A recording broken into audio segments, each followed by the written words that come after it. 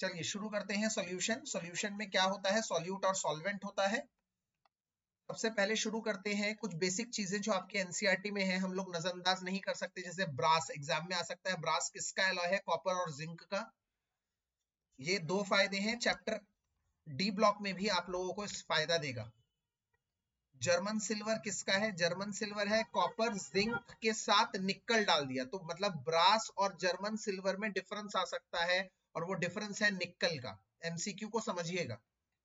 और ब्रॉन्ज क्या है, ब्रॉन्ज में कॉपर के साथ जिंक नहीं है, उसके साथ टिन है। तो ये तीन एलॉय आपको करने हैं, एक ब्रास, एक जर्मन सिल्वर और एक ब्रॉन्ज। अब मैं आपको सॉल्यूशन की एक बहुत अहम बात बताने जा रहा हूं बच्चों, कि सॉल्यूशन कितना इंपॉर्टेंट है, उसकी कॉन्सेंट्रेशन कितनी इंपॉर्टेंट होती है, कितना इंपॉर्टेंट होता है कि क्या चीज कितने में कितना डाल रहे हो।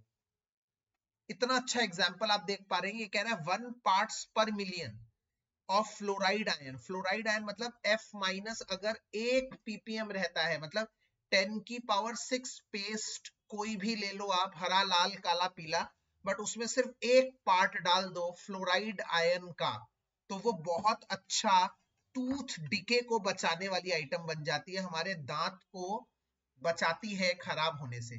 पर वहीं पर इतना इंपॉर्टेंट है देखो सॉल्यूशन की, एक पार्ट से अगर आप 1.5 ppm पे आ गए तो वही हमारे लिए मॉटल्ड कर देगी, दांतों को खराब कर देगी, हमारे दांतों को खराब कर देगी।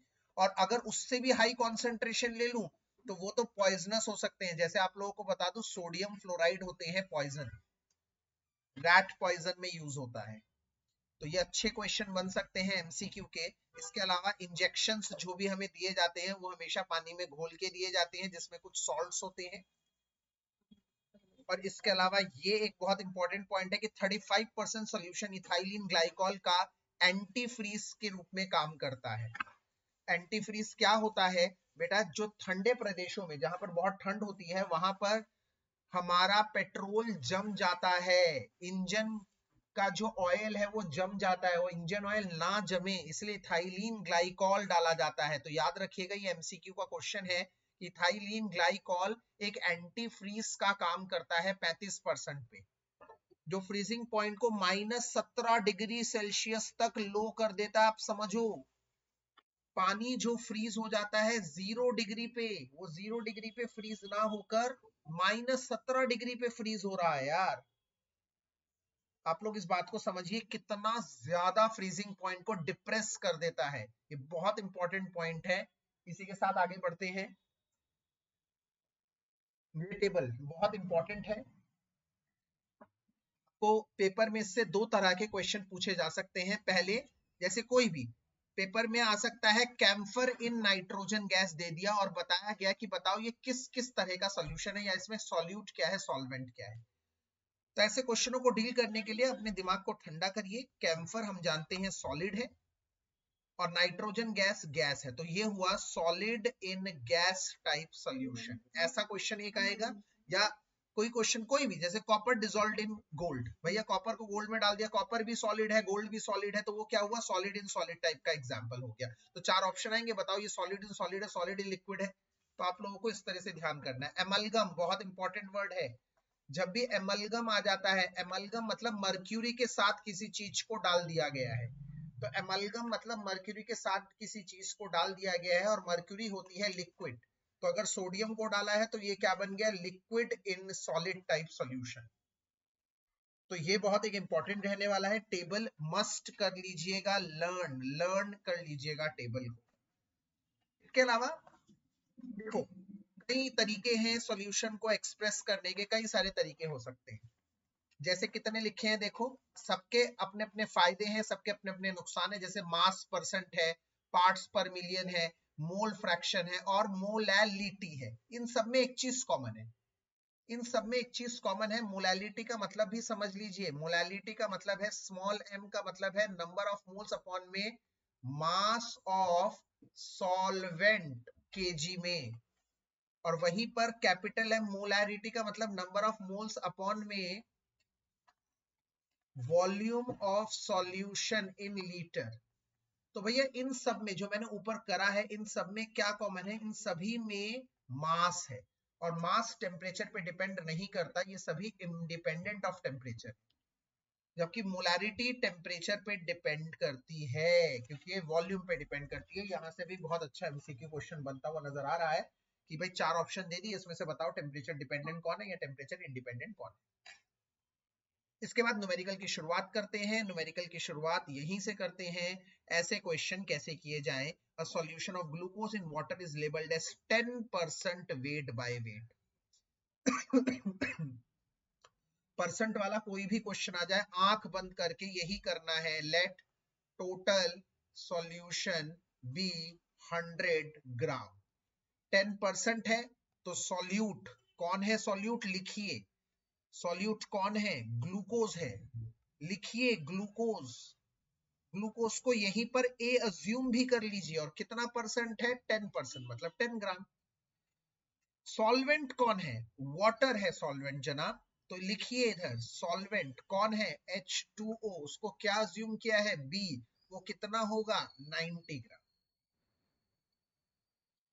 अब इसके बाद मोलालिटी और मोल फ्रैक्शन और ये सब चीजें पूछ रहा है। तो आप लोगों को बता दूं, सभी में एक चीज कॉमन है, वो है Na। सीधे बस, सभी में एक चीज कॉमन है, Na, number of moles of A।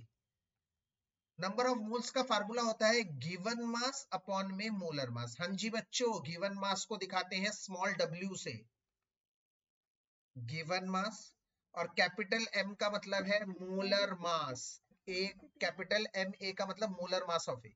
तो गिवन मास ऑफ ए, अगर आप ध्यान से देखें, ए का गिवन मास कितना है, 10 ग्राम। मोलर मास कितना है ग्लूकोज का, 180 होता है। इसी से आप निकाल लीजिएगा, जो भी इसका 0.05 समथिंग आएगा, चेक कर लीजिएगा। और NB कैसे निकलेगा, given mass of B upon में molar mass of B। B का गिवन मास कितना है, 90 ग्राम बच्चों, और मोलर मास कितना है, 18। इसको डिवाइड करके आ गया 5 मोल, इसके आ गए इतने मोल। अब सबसे पहले मोल फ्रैक्शन की बारी है। काई ए का फार्मूला होगा Na अपॉन में Na प्लस NB। मैंने आपको एक चीज सिखाई है, कोई बच्चा मुझे बताएगा क्या सिखाया है मैंने यहाँ पर।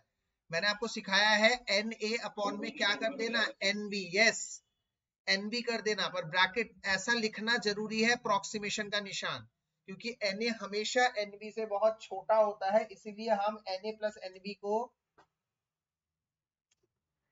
NB लिख सकते हैं। इससे आपकी कैलकुलेशन में भाई बहुत आराम मिल जाएगा, प्लीज ऐसे कर लीजिएगा। Na कितना है, 0.05 अपॉन में 5, तो कहीं ना कहीं 0.01 आ जाएगा, आप चेक कर सकते हैं 0.01। तो काई बी यहां से क्या आ जाएगा, 1 माइनस काई ए आ जाएगा, और वो आ जाएगा 1.011, तो ये आ जाएगा 0.99। इसके बाद स्मॉल m निकालेंगे, Na अपॉन में mass of solvent in kg।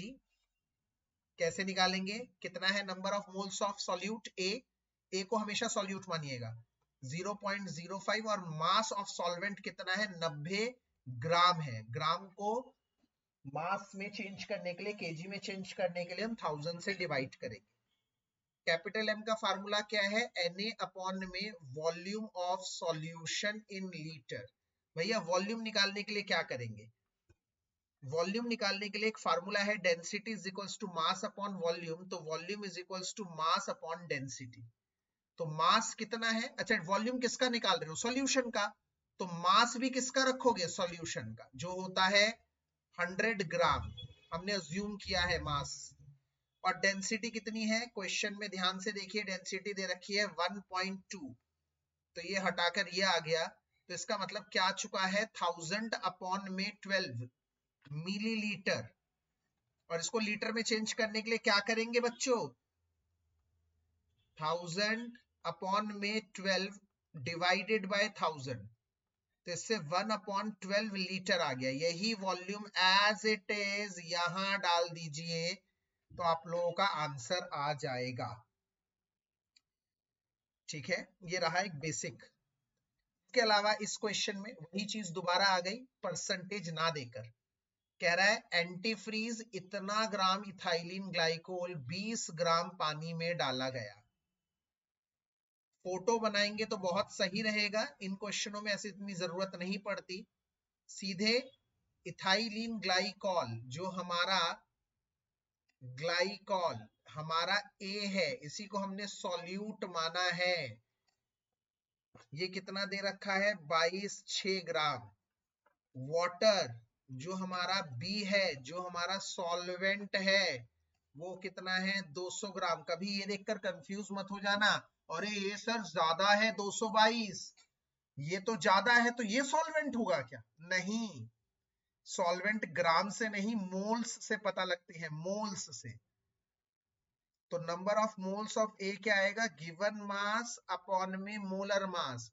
देखो फार्मूला क्या दे रखा है, C2H6O2, एक कार्बन का 12 होता है, 6 हाइड्रोजन का 6 और एक ऑक्सीजन का 16, तो ये हो गए 24 और 6 और 32, 62 आ गए, 62। आप लोग मेरी बात को समझिए, 62 है।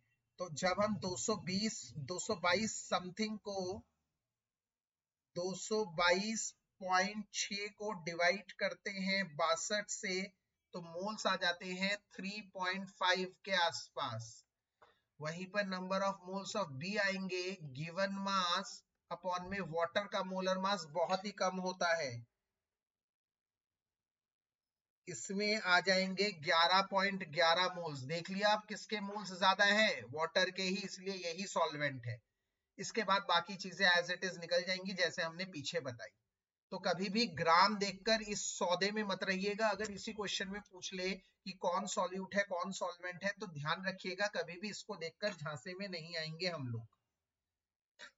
इसके बाद आगे चलते हैं। ये क्वेश्चन मुझे बहुत अच्छा लगता है, इस क्वेश्चन को ध्यान से देखेंगे, इस क्वेश्चन को बहुत ध्यान से देखेंगे। इस क्वेश्चन के पहले पार्ट में क्या कह रहा है, sample of drinking water was found to be severely contaminated with chloroform. मतलब क्लोरोफॉर्म डाल दिया गया है इसके अंदर, और क्लोरोफॉर्म का यहां पर पूछा जा रहा है कि 15 ppm इसका वो दिया गया है, पार्ट्स पर मिलियन इसका दिया गया है। और ध्यान रखिएगा ये जो होता है ये हमारा ppm का मतलब पार्ट्स पर मिलियन है, इस बात का हम लोग ध्यान रखेंगे। पार्ट्स पर मिलियन मतलब 1 मिलियन में कितने, 1 मिलियन में कितना वो अमाउंट है, उसे ये बताया जाता है। ppm का मतलब यही होता है, पार्ट्स पर मिलियन, मतलब 1 मिलियन में कितने पार्ट्स हैं उसके, ये दर्शाता है। तो यहाँ पर 15 पार्ट्स पर मिलियन हो गए, ठीक है। तो इसमें सबसे पहले हम लोग क्या करेंगे,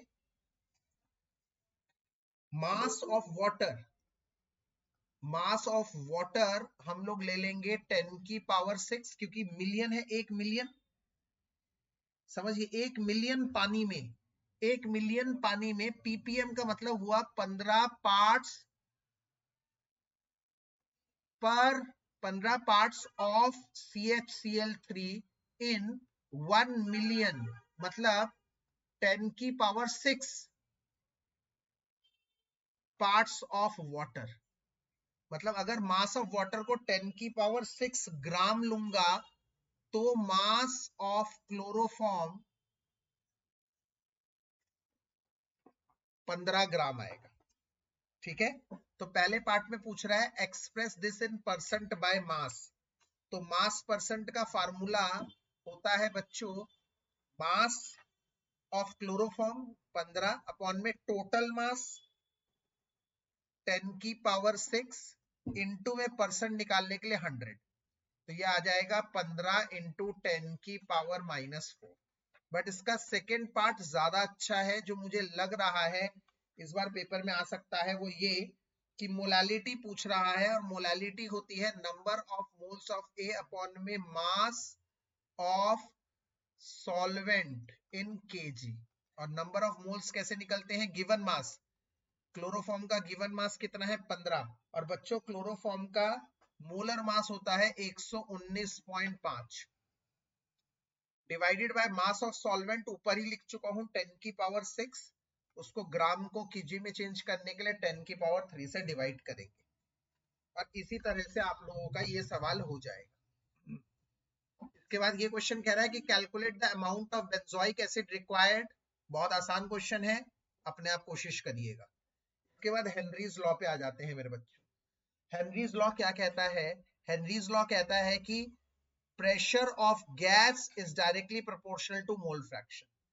प्रेशर ऑफ ए मान लो is directly proportional to mole fraction of A gas in liquid. ये डायरेक्टली प्रोपोर्शनल होता है बच्चों, प्रोपोर्शनैलिटी के साइन, और काइए का मतलब होता है मोल फ्रैक्शन, और वैसे बताऊं तो इसका मतलब होता है और सॉल्युबिलिटी। कैसे नापोगे solubility of gas in liquid? कैसे नापोगे कि एक गैस ज्यादा सॉल्युबल है लिक्विड के अंदर या कम सॉल्युबल है? उसके मोल फ्रैक्शन से। मोल फ्रैक्शन ज्यादा होगा तो ज्यादा सॉल्युबल है, कम सॉल्युबल है तो कम। तो सॉल्युबिलिटी को कैसे नापा जाता है? मोल फ्रैक्शन से। प्रोपोर्शनैलिटी के साइन को हटाओगे मेरे बच्चों तो एक कांस्टेंट लगाना पड़ेगा, वो KH है। तो यहां से ये एक बहुत इंपॉर्टेंट फैक्टर है। पर इससे भी इंपॉर्टेंट फैक्टर पता है क्या है? मुझे जो लग रहा है 2026 में आने वाला है वो ये कि हम इसको ऐसे भी लिख सकते हैं कि PA अपॉन में chi A is equals to KH। बच्चों ये जरूर ध्यान रखना, इसका मतलब काई H और K मैं लिख देता हूं दोबारा से ब्लू पेन से। मैं जो ब्लू पेन से लिख रहा हूं ना, बहुत ज्यादा इंपॉर्टेंट है। इससे पता लग रहा है कि KH Henrys constant inversely proportional है काई A के, मतलब solubility of gas in liquid के। तो कल को अगर मैं आप लोगों को बता दूं कि ए गैस ए है जिसका हेनरी कांस्टेंट 35 है, और बी है जिसका हेनरी कांस्टेंट 20 है, तो बताइए कौन ज्यादा सॉल्युबल होगा? तो जिसका हेनरी कांस्टेंट कम है वो ज्यादा सॉल्युबल है, ज्यादा वाले का सॉल्युबिलिटी कम है। तो ऐसा क्वेश्चन भी आ सकता है कि 4 गैस दे दी और उनको अरेंज करना है increasing order of their solubility, तो आपका उनको चेक कर लेना पड़ेगा भैया KH हेनरी कांस्टेंट की वैल्यू, ये बहुत इंपॉर्टेंट। इसके अलावा मैं इफेक्ट ऑफ टेम्परेचर की बात यहां पर जरूर कहूंगा कि सॉल्युबिलिटी मतलब वही mole fraction, solubility inversely proportional होता है टेम्परेचर की। मतलब किसी भी गैस की सॉल्युबिलिटी लिक्विड में कितनी होगी वो टेम्परेचर के हमेशा इनवर्स प्रोपोर्शनल रहता है। और इसीलिए जो एक्वाटिक, जो मछलियां वगैरह है, आप मुझे बताइए ना, मछली गर्म पानी में ज्यादा बेहतर फील करेगी या ठंडे पानी में? तो मैं आपको कहूंगा ठंडे पानी में। क्यों? क्योंकि गर्म पानी में टेम्परेचर ज्यादा है, और टेम्परेचर ज्यादा होने से solubility of gas in liquid कम होती है। इसका मतलब ये बहुत अच्छा क्वेश्चन बन रहा है। इसके अलावा हेनरी लॉ की 3 एप्लीकेशन आप लोगों को रटी होनी चाहिए, कोल्ड ड्रिंक बॉटल वाली, स्कूबा डाइवर वाली, और हाई ऑल्टीट्यूड में एनॉक्सिया वाली। जिन बच्चों के पास नोट्स है वो नोट्स से ही पढ़ेंगे, जिनके पास नोट्स नहीं है वो ही इन नोट्स में से पढ़ेंगे। मैं एक बार रिपीट कर देता हूं, जिनके पास नोट्स हैं वो तो भैया नोट्स से ही पढ़ेंगे, जिनके पास नोट्स नहीं है वो इधर से पढ़ेंगे। यहां से एक अच्छा क्वेश्चन है, वो ये कि एक इस बीमारी से बचने के लिए, बेंड से बचने के लिए हम आजकल क्या करते हैं, high concentration of nitrogen in blood होता है, इसको बचने के लिए स्कूबा डाइवर्स हीलियम गैस का यूज करती है। हीलियम गैस 11.7% हीलियम गैस का इस्तेमाल करती है। इससे नाइट्रोजन की कमी होती है और नाइट्रोजन की सॉल्युबिलिटी ब्लड में कम होती है। इसी तरह से एनॉक्सिया से बचने के लिए क्या करती है, प्रिवेंट, बचने के लिए ऑक्सीजन मास्क लगाया जाता है, ऑक्सीजन मास्क। तो मैंने दोनों बीमारियों से बचने का बता दिया भाई। स्कूबा डाइवर में बीमारी होती है बेंड्स की, और उससे बचने के लिए हीलियम गैस डाली जाती है, और एनॉक्सिया से बचने के लिए ऑक्सीजन का मास्क पहनता है, क्योंकि वहां पर ऑक्सीजन जरूरी हो जाता है हाइट पे। ठीक है।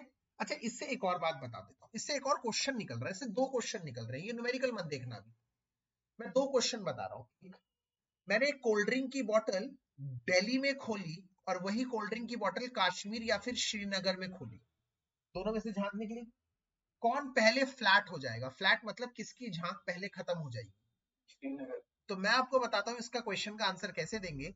बेटा हम जानते हैं ऊपर जाते हुए जितना हम ऊपर जाएंगे उतना ही प्रेशर डिक्रीज होगा। अब पीछे की बात बताइए हेनरीज लॉ की। अब प्रेशर अगर डिक्रीज होगा बॉस, आप समझिए, प्रेशर अगर कम होगा तो यहाँ पर कम गैस घुली होगी श्रीनगर में। जब गैस ही कम घुली होगी तो जब श्रीनगर की कैंपा की बोतल खोलेंगे तो झाग भी तो कम निकलेगा। तो कौन जल्दी फ्लैट हो जाएगा, किसकी झाग जल्दी खत्म हो जाएगी, श्रीनगर की। दिल्ली की झाग जल्दी खत्म नहीं होगी। दूसरा क्वेश्चन, प्रेशर कुकर में खाना बनाना क्यों ज्यादा बेहतर होता है? क्योंकि प्रेशर कुकर में प्रेशर ज्यादा होता है, सिंपल। अच्छा, अगर मैं दिल्ली में प्रेशर कुकर में खाना बना रहा हूँ और श्रीनगर में प्रेशर कुकर में खाना बना रहा हूँ, आप जल्द मुझे बताओ खाना जल्दी कहाँ बन जाएगा, श्रीनगर में या दिल्ली में?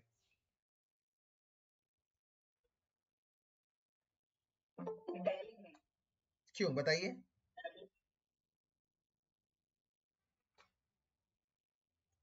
देखो क्यों, क्योंकि मैं आपको बताता हूं, क्योंकि जब हम ऊपर जाते हैं, यस प्रेशर क्या हो।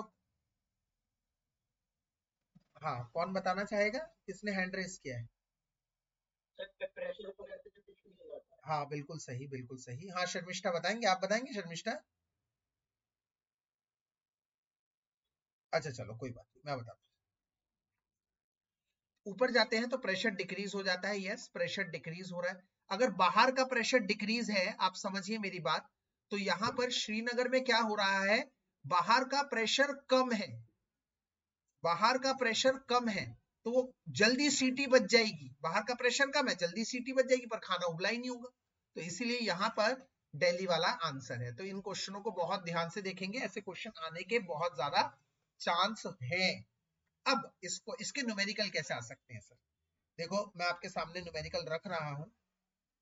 इस क्वेश्चन में कह रहा है कि N2 गैस को बबल किया गया है, N2 गैस को, नाइट्रोजन गैस को बबल किया गया है। किसके अंदर बबल किया गया है? 1 लीटर ऑफ वाटर के अंदर, 1 लीटर ऑफ वाटर के अंदर इसको बबल किया गया है, और उसका प्रेशर भी दे रखा है 0.987 बार। तो प्रेशर ऑफ ए आ गया 0.987 बार। आप सभी से एक रिक्वेस्ट है, जब आप पेपर करेंगे एमसीक्यू की, तो एक एक लाइन छोड़ के करेंगे। क्वेश्चन नंबर 1 का आंसर लिखा, अच्छा ए लिखा, और ए का वो भी लिखा कि ए में क्या दे रखा है, फिर एक लाइन छोड़कर क्वेश्चन नंबर 2, उसका आंसर मान लो बी है, तो बी का ऑप्शन भी लिखेंगे साथ में क्या होगा। ये जरूर करना है आप लोगों को। तो प्रेशर ऑफ ए इज 0.987 है, ये आप ध्यान रखेंगे। N2 एक्सर्ट कर रहा है, और हेनरी लॉ क्या कांस्टेंट है? हेनरी लॉ का कांस्टेंट है KH। KH कितना है? 76.48 बार, ये है इसका आंसर KH। और कह रहा है हाउ मेनी मिलीमोल्स। तो आप क्या करेंगे, आपको कुछ नहीं करना, आप फार्मूला लगाएंगे PA is equals to KH into chi A। सबसे पहले PA की जगह 0.987, KH की जगह 76.48 किलो बार है। किलो बार के लिए 10 की पावर 3 से मल्टीप्लाई करेंगे,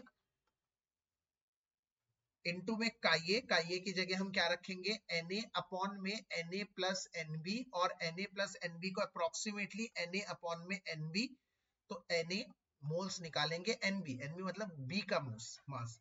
बेटा एक बात ध्यान रखना पड़ेगा, बी यहाँ पर वाटर है, और वाटर का 1 लीटर है, और 1 लीटर वाटर 1 किलो के बराबर होता है। क्यों? क्योंकि वाटर की डेंसिटी 1 होती है। तो इसका मतलब यहाँ पर जब हम बी के मोल्स निकालेंगे, बी के मोल्स मतलब गिवन मास अपॉन में मोलर मास होगा। एक और चीज बता देता हूँ, गिवन मास क्या होगा वाटर का, 1000 ग्राम, मोलर मास कितना होगा, 18। इसको सॉल्व करके हमेशा अच्छे बच्चों को तो पता ही है 55.55 आता है, तो इसको सॉल्व करके 55.55 है, और इसको सॉल्व करके आप Na निकाल लेंगे। उसके बाद इस क्वेश्चन में कह रहा है H2 गैस है, toxic gas, use for qualitative analysis, इसका STP पे 0.97 है। तो STP पे प्रेशर भी हम लोग क्या लेंगे, 1 बार ले लेंगे। प्रेशर 0.987 होता है वैसे तो, प्रेशर 0.987 होता है अप्रोक्सीमेटली, इसको 1 ले सकते हैं, प्रेशर आ गया। स्मॉल m दे रखा है 0.195, इसका मतलब क्या है, 0.195 मोल पर KG of solvent. Small m का मतलब यही तो होता है, हाँ जी बिल्कुल यही होता है। इसका मतलब वाटर इज इक्वल्स टू 1000 ग्राम, तो H2S के मोल्स हो गए, मोल्स ऑफ H2S हो गए 0.195 मोल्स। अब क्या निकालना है हम लोगों को, Henry constant. Pa is equals to KH into का ये फार्मूला होता है, समझिए Pa दे रखा है, काई ए का मतलब होता है Na अपॉन में Na प्लस NB, और आप Na प्लस NB को लिखेंगे NB, और Na कितना दे रखा है 0.195, और NB कितना है हमने अभी अभी पीछे बताया, वाटर 1000 ग्राम है, तो क्या हो जाएगा मेरे बच्चों 55.55। इसको सॉल्व कर कर आप हेनरीज कांस्टेंट निकाल लेंगे। आई होप ये आपको समझ में आ गया। इसके बाद ये क्वेश्चन है सेम सी के ऊपर, ट्राई करेंगे। राउल्स लॉ आगे आ गया है। राउल्स लॉ क्या कहता है? राउल्स लॉ जैसे वो कहता था PA is directly proportional to chi A, पर वो गैस इन लिक्विड के लिए बोलता था, ये भी वही चीज बोलता है, बट राउल्स लॉ एप्लीकेबल है किसके लिए? लिक्विड इन लिक्विड के लिए। ये आपको ध्यान रखना पड़ेगा। यहां पर कांस्टेंट भी अलग हो जाता है, कांस्टेंट P नॉट A हो जाता है। इसी तरह से यहाँ पर क्योंकि दोनों लिक्विड है, वहां पर तो एक गैस था एक लिक्विड था, तो अगर PA की बात करी है तो PB की भी बात करते हैं, वो भी यही हो जाएगा, और PB भी P नॉट B काई B के बराबर। एक और चीज राउल्स लॉ कहता है PT होगा PA प्लस PB, तो PA की जगह हम P not A chi A, और PB की जगह P नॉट B काई B भी लिख सकते हैं। यहां पर सारी वैल्यूज यूज कर कर इस तरह से राउल्स लॉ को हम समझा सकते हैं। इसके बाद ये चार्ट बहुत इंपॉर्टेंट है, मैं दोबारा से ब्लू पेन उठाऊंगा और यहाँ पे 2026 लिखूंगा, क्योंकि यहां से एक बहुत अच्छा क्वेश्चन मुझे बनता हुआ नजर आ रहा है। हेनरी लॉ क्या कहता है? हेनरी लॉ कहता है गैस इन लिक्विड है, फार्मूला ये है। Raoult's law liquid in liquid है, फार्मूला ये है। फार्मूला तीनों में देखेंगे सेम है, अंतर सिर्फ एक ही है कांस्टेंट का। यहाँ कांस्टेंट है KH, यहाँ कांस्टेंट है P नॉट, और यहाँ कांस्टेंट है PT मतलब टोटल प्रेशर। इसके अलावा एक और बात बता देता हूं, इन दोनों में काई ए और काई बी जो होते हैं वो होते हैं काई ए काई बी। यहाँ पर हम लिखते हैं काई डैश ए काई डैश बी। क्यों? क्योंकि यहाँ पर दोनों गैस होते हैं, गैस होते हैं, इसीलिए ध्यान रखिएगा। तो उन दोनों सवालों में काई ए काई बी चलेगा, इस सवाल में काई ए डैश काई बी डैश चलेगा। एक और चीज आप लोगों को ब्लू पेन से ही बता रहा हूं जो बहुत इंपॉर्टेंट है, वो ये कि पेपर में कहेगा कैलकुलेट कॉम्पोजिशन। भैया कॉम्पोजिशन का मतलब ही है मोल फ्रैक्शन, कॉम्पोजिशन का मतलब ही है मोल फ्रैक्शन। तो कहेगा कॉम्पोजिशन निकालो तो मोल फ्रैक्शन निकालना है, कहेगा कॉम्पोजिशन निकालो गैस फेज में, तो आप खुद समझ जाना राउल्स लॉ लगाना है। ठीक है, ये आपको ध्यान रखना है। इसके बाद एक पॉइंट ये है कि राउल्स लॉ कब हेनरीज लॉ बनेगा। मान लीजिए मैंने एक सॉल्यूशन लिया जो शुरू में लिक्विड इन लिक्विड था, मतलब लिक्विड A और लिक्विड B को लेकर बनाया गया है एक सॉल्यूशन, तो उसमें शुरू में लगेगा राउल्स लॉ। राउल्स लॉ क्या कहता है? PA is equals to P not A chi A। But मान लीजिए उनमें से एक सॉल्यूशन बहुत ज्यादा वॉलेटाइल है, वॉलेटाइल मतलब गैसियस फेज में उड़ने लायक, मान लो A गैस बन गया, कुछ देर बाद वो अपने आप गैस A बन गया, जो लिक्विड A था वो गैस A बन गया, तो बाद में वो gas in liquid type solution बन गया, हेनरी लॉ बन गया, और बाद में फार्मूला लगेगा KH इंटू काई ए। यस, तो पहले राउल्ट लॉ ही अब हेनरी लॉ बन गया, वही चीज। तो राउल्ट लॉ हेनरी लॉ बनेगा तो आप देख पा रहे हैं KH Henrys constant P not A के बराबर हो जाएगा। यहां से एक बहुत अच्छा एमसीक्यू बनता हुआ नजर आ रहा है कि कौन सी कंडीशन में हेनरीज लॉ का कांस्टेंट P नॉट A के बराबर होता है, मतलब कौन से केस में हेनरी लॉ और राउल्ट लॉ एक जैसा काम करते हैं। ये एक बहुत अच्छा क्वेश्चन बनता हुआ नजर आ रहा है। इसके बाद आगे चलते हैं।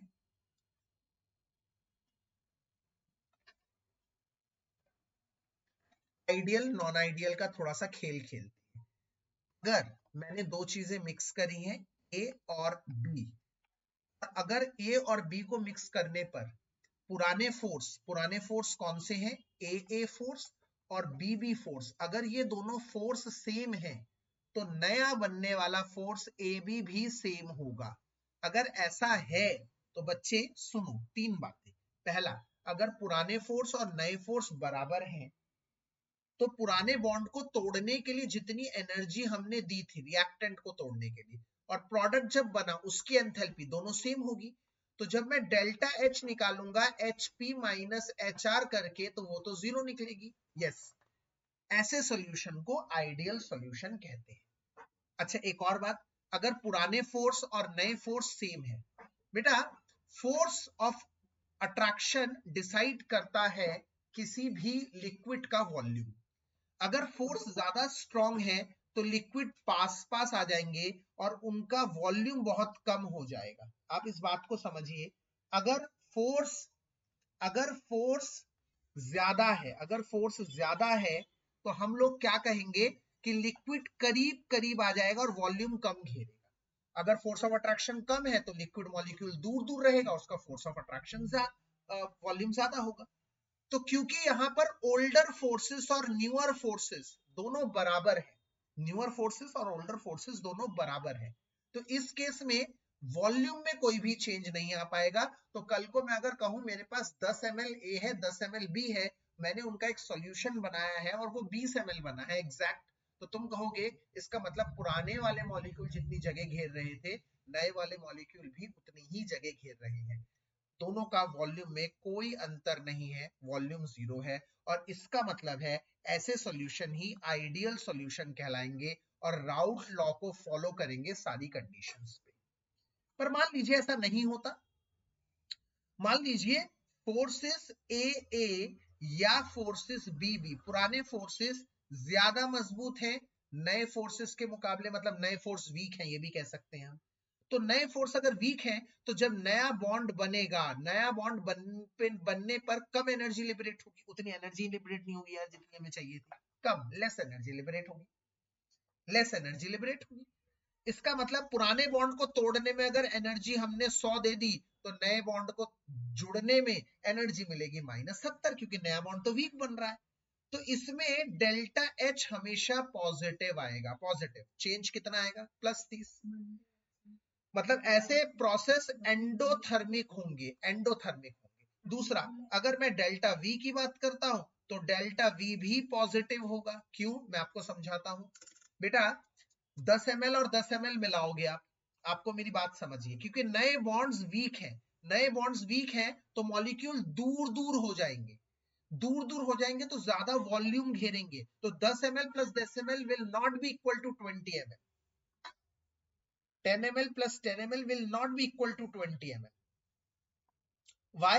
Reason is same, क्योंकि नए फोर्सेस वीक हैं तो वो मॉलिक्यूल दूर दूर हो जाएंगे। तो कल को अगर मैंने एक एमसीक्यू बना दिया कि मेरे पास एक 10 ml A है, 10 ml B है, और मैंने इन दोनों को मिक्स करके एक सॉल्यूशन बनाया और वो 20.5 ml सॉल्यूशन बन गया, बताओ किस तरह का डेविएशन शो करेगा, पॉजिटिव, क्योंकि ज्यादा जगह घेर रहा है। अच्छा, यहीं पर मान लीजिए अगर नए फोर्सेस मजबूत होते, FAA और FBB ज्यादा मजबूत होते, नए बॉन्ड मजबूत होते, ये कंडीशन होती सर अगर नए बॉन्ड ज्यादा मजबूत होते तो क्या होता, नया बॉन्ड बनेगा तो ज्यादा एनर्जी लिबरेट होगी, तो डेल्टा H नेगेटिव होगी, एक्सोथर्मिक रिएक्शन, टेस्ट ट्यूब गर्म हो जाएगी। कल को ऐसा सॉल्यूशन आ गया, ऐसा क्वेश्चन, एक सॉल्यूशन बना और टेस्ट ट्यूब गर्म हो गई, बताओ किस तरह का डेविएशन दिखा रहा है, नेगेटिव डेविएशन। वो पॉजिटिव था, पॉजिटिव डेविएशन, ये नेगेटिव है, नेगेटिव डेविएशन। इसमें डेल्टा V भी नेगेटिव होगा मेरे बच्चों। क्यों, मैं आपको समझाता हूं। अगर नए फोर्सेस ज्यादा मजबूत है तो नए मॉलिक्यूल्स कॉम्पैक्टली पैक्ड होंगे, करीब आ जाएंगे, और 10 ml plus 10 ml will not be equal to 20 ml, वो कहीं ना कहीं 19.7 19.8 ml बनेगा। तो कल को अगर ऐसा क्वेश्चन आ गया कि एक सॉल्यूशन बनते ही टेस्ट ट्यूब गर्म हो गई, बताइए किस तरह का डेविएशन शो करेगा, तो वो नेगेटिव डेविएशन होगा। और कल को ऐसा क्वेश्चन आ गया कि 10 ml 10 ml भी मिलकर 19.8 ml सॉल्यूशन बना रहा है, तो बताइए किस तरह का डेविएशन शो करेगा, वो भी नेगेटिव डेविएशन शो करेगा। क्या मेरी बात समझ में आ रही है आप लोगों को? इसके बाद आइडियल के कुछ मैंने और एग्जांपल्स भी लिखे हैं, आप चेक कर सकते हैं यहाँ पर चेक कर सकते हैं कुछ एग्जांपल्स। अच्छा, इसको कैसे पहचानेंगे, मैं ट्रिक बताता हूँ। ट्रिक ये है, जब दोनों के मास ऑलमोस्ट सेम होंगे, hexane, heptane, bromo, ethane, bromo, जब दोनों के मास ऑलमोस्ट सेम होंगे वो आइडियल है। अगर ये रहा नेगेटिव डेविएशन, पॉजिटिव डेविएशन। अगर ग्राफ ऊपर की तरफ जा रहा है आइडियलिटी से तो पॉजिटिव डेविएशन है, अगर ग्राफ नीचे की तरफ जा रहा है तो नेगेटिव डेविएशन है। इस बात को गांठ बांध लीजिएगा। यहाँ पर एक बहुत बढ़िया मैंने स्लाइड प्रिपेयर करी है, आप लोगों को बताता हूँ, टिप्स फॉर आइडेंटिफिकेशन। बहुत जबरदस्त स्लाइड है ये, बहुत मेरी सर्चिंग लगी है स्लाइड पे कि एसोसिएशन कब होता है, जब हाइड्रोजन बॉन्ड बनता है। और हाइड्रोजन बॉन्ड बनता है, हाइड्रोजन बॉन्ड आप सब जानते हैं एक स्ट्रॉन्ग बॉन्ड है, और स्ट्रॉन्ग बॉन्ड में मॉलिक्यूल्स करीब आ जाते हैं, करीब कॉम्पैक्ट आ जाते हैं। तो यहां से एक बड़ा डिफरेंस आप लोगों को देखने को मिलता है ये नेगेटिव डेविएशन के लिए। ये सारे पॉइंट अच्छी तरह से पढ़ लीजिएगा, पर इन सारे पॉइंटों में एक पॉइंट जो सबसे मेरा फेवरेट है वो ये है कि अगर कभी भी एक आइटम अल्कोहल है, नॉट फिनॉल, अल्कोहल, अगर एक आइटम अल्कोहल है तो अल्कोहल को जब मैं किसी के साथ भी डालूं, ये एक प्रो टिप है, प्रो टिप, क्या कि अल्कोहल के अंदर तो हाइड्रोजन बॉन्डिंग होती ही है, अल्कोहल के अंदर कुछ भी डालोगे तो उसके हाइड्रोजन बॉन्डिंग टूट जाएंगे और वो वीक बॉन्ड बनाएगा और वो पॉजिटिव डेविएशन होगा। तो कल को कभी भी क्वेश्चन आ जाए ethanol plus X, ethanol plus Y, ethanol plus Z, ethanol plus A, ethanol plus anything will always leads to positive deviated solution. Why? Because ethanol में कोई भी आइटम डालोगे तो वो इथेनॉल इथेनॉल के आपस के हाइड्रोजन बॉन्ड को तोड़ देगी। क्लियर कट लिखा हुआ है, alcohols which are highly associated would show positive deviation। ये बहुत इंपॉर्टेंट है, ये एग्जांपल भी बहुत इंपॉर्टेंट है नेगेटिव डेविएशन का। इसके बाद चलते हैं एजियोट्रॉप्स क्या होते हैं। बेटा मैं अगर आप लोगों से एजियोट्रॉप्स की बात करूं, अगर मैं आप लोगों से एजियोट्रॉप्स की बात करता हूं, ध्यान से समझिएगा मेरी बात को। एजियोट्रॉप्स खास लिक्विड लिक्विड सॉल्यूशन होते हैं, दो खास लिक्विड लिक्विड सॉल्यूशन जिसमें दो खास बातें होती हैं। ऐसे तो लिक्विड लिक्विड टाइप सॉल्यूशन बहुत तरह के हो सकते हैं, बट एक खास तरह का लिक्विड लिक्विड सॉल्यूशन जिसमें दो बातें होती हैं। एक तो इनका बॉइलिंग पॉइंट ऑलमोस्ट सेम होता है, तो इनको कहते हैं कांस्टेंट बॉइलिंग मिक्सचर। और क्योंकि इनका बॉइलिंग पॉइंट इतना सेम होता है कि हम इनको फ्रैक्शनल डिस्टिलेशन से भी सेपरेट नहीं कर पाते। और दूसरा, इनका लिक्विड स्टेट में एंड वेपर स्टेट, वेपर मतलब गैसियस होता है बच्चों, इन दोनों में कॉम्पोजिशन सेम होती है। बच्चों कॉम्पोजिशन का मतलब पीछे क्या बताया था, मोल फ्रैक्शन इनमें सेम होता है। ये दो खास बातें बनाती है एजियोट्रॉप को। एजियोट्रॉप दो तरह की होती है, मिनिमम बॉइलिंग एजियोट्रॉप और मैक्सिमम बॉइलिंग एजियोट्रॉप। और मैं दोबारा उठा रहा हूं अपना ब्लू कलर का पेन, यहां पर ब्लू कलर का पेन उठा रहा हूं और यहां पर मैं लिख भी देता हूं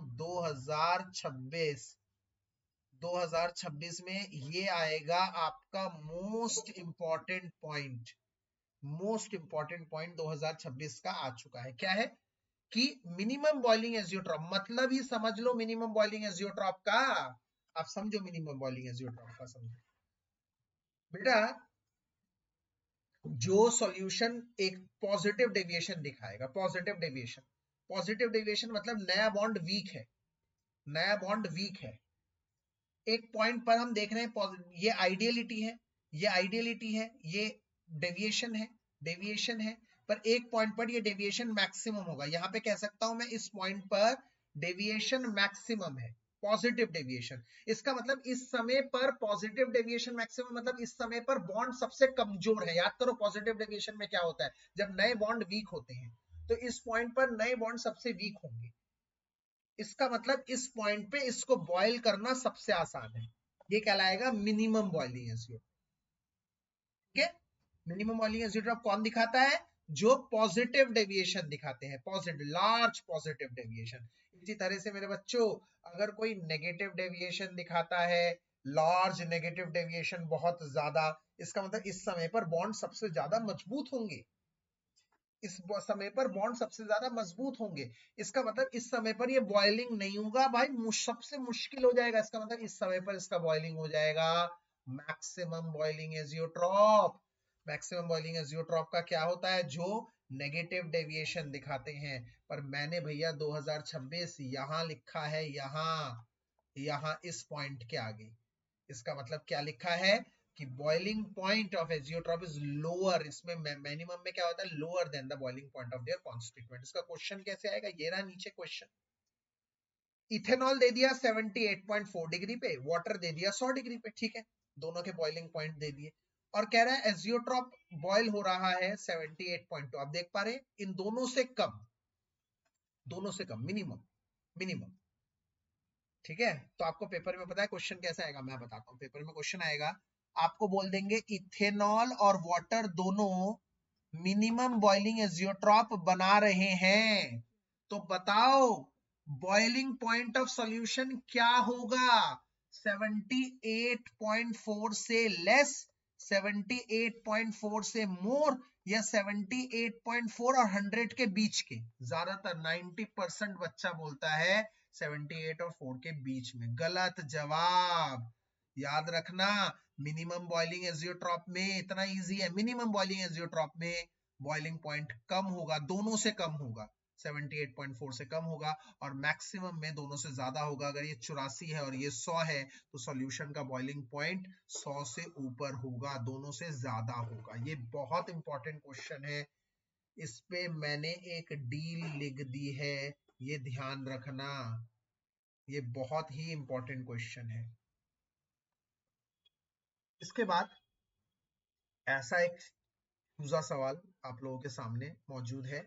इसमें क्या पूछा जा रहा है कि vapour pressure of pure A, P not ए दिया हुआ है 450, पी नॉट बी दिया हुआ है 700, और कह रहा है पीटी दिया हुआ है 600। तो पीटी क्या होगा, P A plus P B, और पी ए होता है P not A chi A plus P not B chi B, और यहाँ पर सारी वैल्यू डाल देंगे। 600, पी ए नॉट ए कितना है 450, काई ए, पी नॉट बी कितना है 700, और काई बी की जगह आ जाएगा 1 माइनस काई एस, को सॉल्व कर देंगे।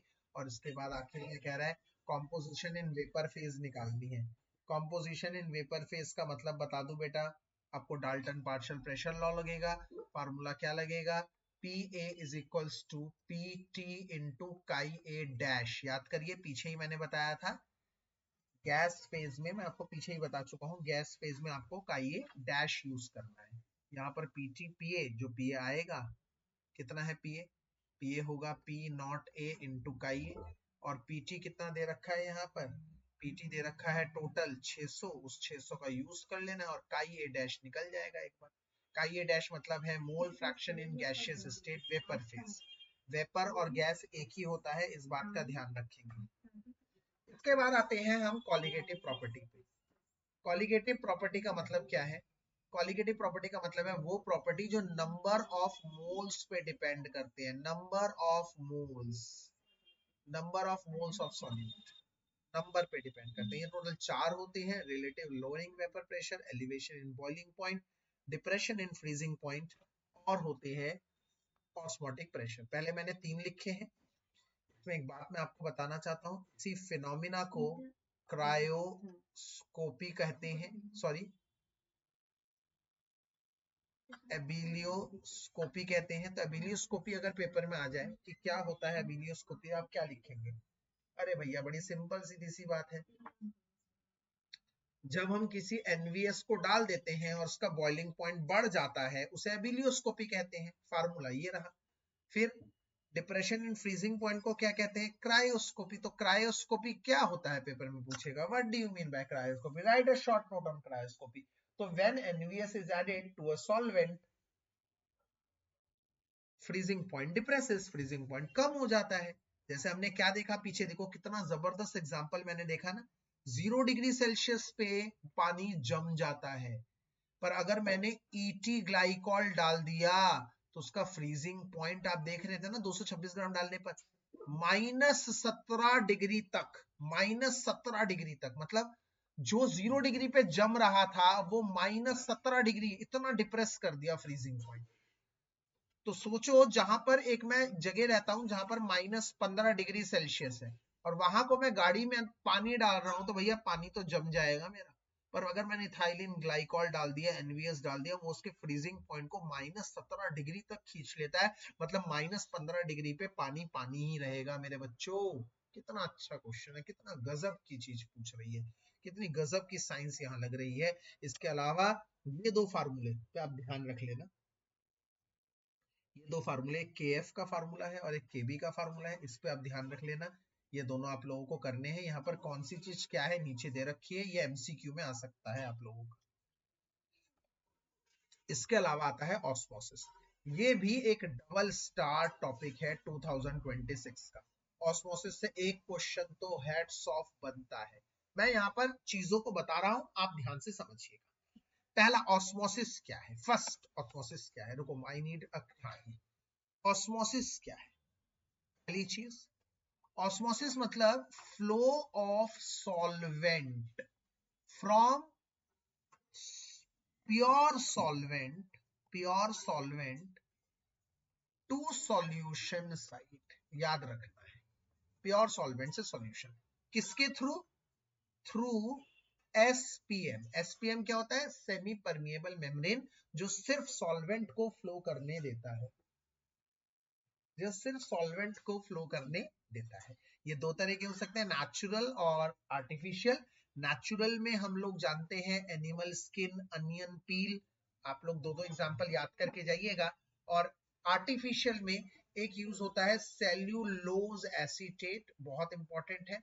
इसके अलावा पैरिचमेंट पेपर भी इंपॉर्टेंट है। सेलोफिन शीट, मैंने कईयों के नाम दे रखे हैं, आप लोग यहाँ पर ध्यान कर लीजिएगा, वो भी इंपॉर्टेंट है। ठीक है, उसके बाद ऑस्मोसिस आपने पढ़ लिया। एक सेकंड का मुझे समय दीजिए, मुझे चार्जर लगाना है, बैटरी लो गई मेरी।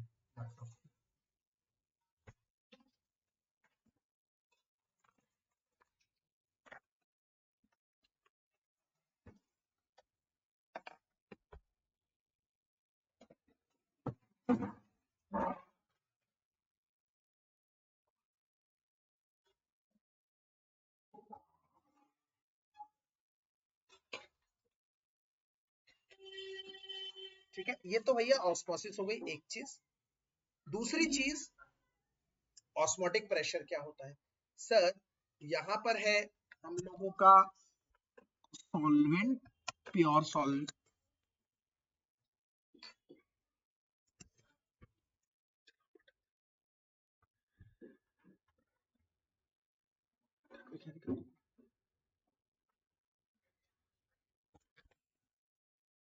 यहाँ पर है हमारा सॉल्यूशन सपोज करो, और यहाँ है प्योर सॉल्वेंट। ठीक है, तो ऑस्मोसिस ऐसे जा रहा है, फ्लो हो रहा है ऑस्मोसिस, प्योर सॉल्वेंट से सॉल्यूशन की तरफ फ्लो हो रहा है। यस, पर अगर आपने सॉल्यूशन की तरफ से एक प्रेशर एक्सर्ट कर दिया तो ये ऑस्मोसिस स्लो होता रहेगा, होता रहेगा, होता रहेगा। और एक समय पर ऐसा प्रेशर आपने अप्लाई कर दिया, इतना प्रेशर अप्लाई कर दिया जिसपे ऑस्मोसिस रुक गया। ऑस्मोसिस रुक गया क्यों, क्योंकि यहां से भी सामने से भी उतना ही प्रेशर आ गया, सॉल्यूशन से भी एक्सटर्नल प्रेशर आप सप्लाई कर रहे हैं, तो ये दोनों रुक गया। उस प्रेशर को ही हम लोग कहते हैं ऑस्मोटिक प्रेशर। ये दूसरी डेफिनेशन याद करवा दी मैंने, ऑस्मोसिस बताया, ऑस्मोटिक प्रेशर बताया। तीसरी डेफिनेशन क्या है कि अगर मैं pressure greater than osmotic pressure apply करूं तो यहां से उल्टा हो जाएगा। अब सॉल्यूशन से प्योर सॉल्वेंट की तरफ जाएगा, रुख होगा, और इसे कहेंगे रिवर्स ऑस्मोसिस। तीन चीजें बता दी, ये तीनों चीजें पीछे लिखी हुई हैं, आप बेफिक्र रहिएगा, तीनों चीजें लिखी हुई हैं। ऑस्मोसिस क्या होता है, ऑस्मोटिक प्रेशर क्या होता है, और रिवर्स ऑस्मोसिस क्या होता है। इसके अलावा आप लोगों को पता होना चाहिए, हमारे शरीर में बड़ा इंपॉर्टेंट है ब्लड। ये ब्लड का सेल है मान लीजिए, और ये बाहर ब्लड प्लाज्मा है। अंदर है ब्लड सेल और बाहर है ब्लड प्लाज्मा। दोनों में ही NaCl होता है, और अंदर और बाहर दोनों तरफ ही 0.9% NaCl होता है। जब दोनों तरफ बराबर की रेस है, इक्वल है, तो इसमें ना तो अंदर का लिक्विड बाहर आएगा, ना बाहर का लिक्विड अंदर जाएगा। इस केस को आइसोटोनिक कहते हैं, आइसोटोनिक। मेरे बच्चों, अगर मान लीजिए बाहर का प्रेशर 0.9% से बढ़ गया, कॉन्सेंट्रेशन बढ़ गई 0.9% से, तो इस सॉल्यूशन को हाइपरटोनिक कहते हैं। इस केस में ये चीज बाहर आ जाएगी, बाहर आ जाने का इसका लिक्विड बाहर फ्लो करेगा, एंडोऑस्मोसिस सॉरी एक्सोऑस्मोसिस होगा और सेल श्रिंक कर जाएगी। इसका उल्टा अगर वो 0.9% से सॉल्यूशन की कॉन्सेंट्रेशन कम हो गई, इसे कहते हैं हाइपोटोनिक, और इसके केस में अंदर चला जाएगा लिक्विड और सेल एक्सपैंड हो जाएगा, और इसे हम कहेंगे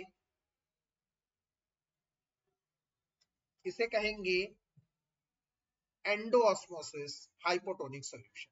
ये तीन चीजें आप लोग ध्यान कर लीजिएगा, आइसोटोनिक, हाइपरटोनिक और हाइपोटोनिक। एग्जाम्पल मैंने कई दिए हैं यहाँ पर, सारे एग्जाम्पल्स को ध्यान करके आप लोग कर सकते हैं। जैसे कैरेट को पानी में डाल देने से कैरेट वापस फूल जाता है, फूल मुरझा जाते हैं, ऐसे कई चीजें हैं आप लोग ध्यान कर सकते हैं। ये सब ऑस्मोसिस के एग्जाम्पल हैं। इनमें से एक एग्जाम्पल आने के बहुत ज्यादा चांसेस हैं, इसमें से एक एग्जाम्पल के। ठीक है, प्लीज जो मैंने ये भेज रहा हूं ना स्लाइड, इसमें चाहे नोट्स हो चाहे न्यूमेरिकल हो, वो मोस्ट इंपॉर्टेंट है, मोस्ट इंपॉर्टेंट क्वेश्चंस हैं, उनको हम नजरअंदाज नहीं कर सकते। चाहे वो चैप्टर 1 के अभी भेज रहा हूँ और कल सुबह एक इलेक्ट्रो करवाऊंगा, और फिर मंडे वाली क्लास में केमिकल काइनेटिक्स को डील करेंगे, और फिर फिजिकल केमिस्ट्री हो जाएगी हमारी खत्म। एक बड़ा बोझ निकल जाएगा फिजिकल केमिस्ट्री के होते ही, क्योंकि आप लोगों को इनऑर्गेनिक केमिस्ट्री बहुत आती है, आप लोगों को ऑर्गेनिक केमिस्ट्री भी ठीक ठाक आती है, फिजिकल केमिस्ट्री की प्रैक्टिस नहीं है। आप लोग प्लीज फिजिकल केमिस्ट्री की प्रैक्टिस कीजिएगा, टाइम टेबल के हिसाब से जो मैंने भेजा है वही करिएगा, उसके हिसाब से आज चैप्टर 1 और 2 हो जाना चाहिए। अगर चैप्टर 2 नहीं होगा, कल मैं 10 से 12 इसलिए करवाऊंगा 10:30 बजे, सॉरी, तो आप लोगों का कल 12 बजे से पहले पहले कोशिश करिएगा चैप्टर 1, 2 और 10 मतलब बायोमोलिक्यूल, सॉल्यूशन और इलेक्ट्रोकेमिस्ट्री कल 12 बजे से पहले का टारगेट है, खत्म हो जाना चाहिए। और 12 बजे के बाद सिर्फ चलेगा चैप्टर 3 और चैप्टर 4।